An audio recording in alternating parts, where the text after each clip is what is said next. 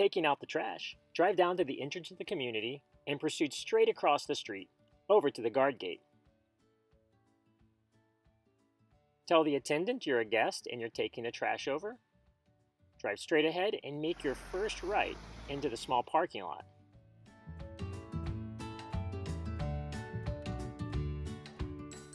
Once you pull in, the dumpster will be straight ahead. There's a small door on the side where you can deposit the trash. It's as easy as that.